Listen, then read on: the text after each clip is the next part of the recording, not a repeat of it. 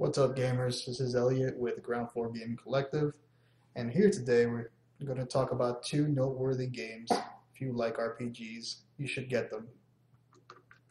First up on the chopping block, Divinity Original Sin. Before we get into all the good things about this game, let's talk about the bad.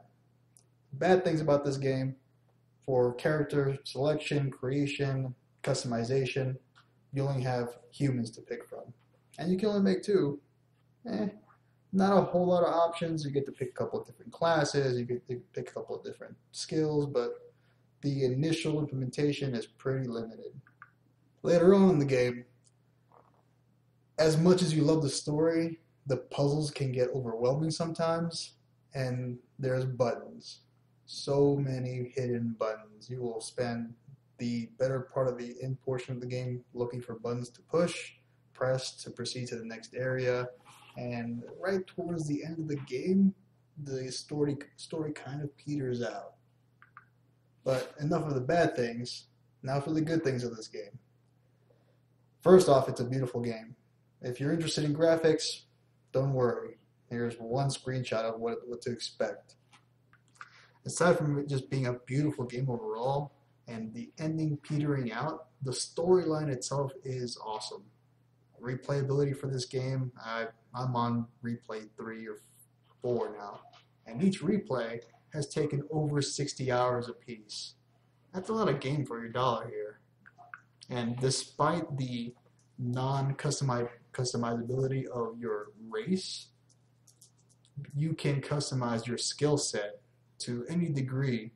But if you're going to play the hardcore settings, you kind of have to specialize in things. You can't just put willy-nilly onesies and twosies into everything and be good at everything. And on top of that, you can play with a friend. If one of your friends has the same game, both of you jump into the same campaign and run it together. Makes it a lot more fun.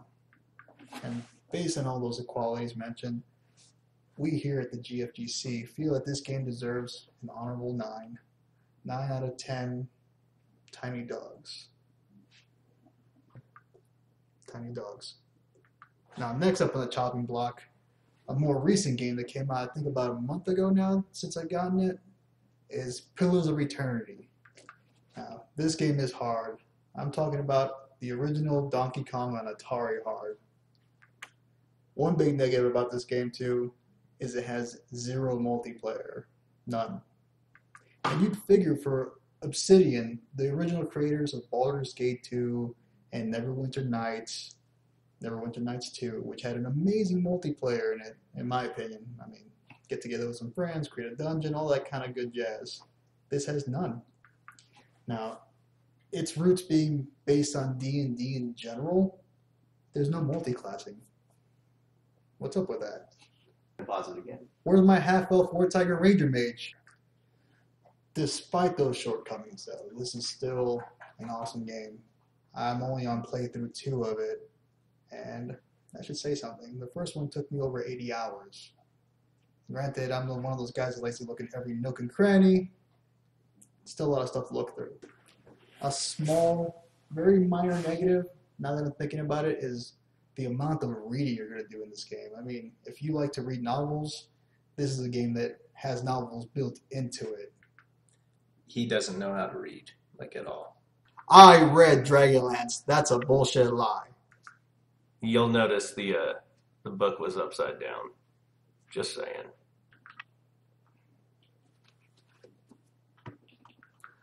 All in all, though, Pillars of Eternity still deserves an honorable 8.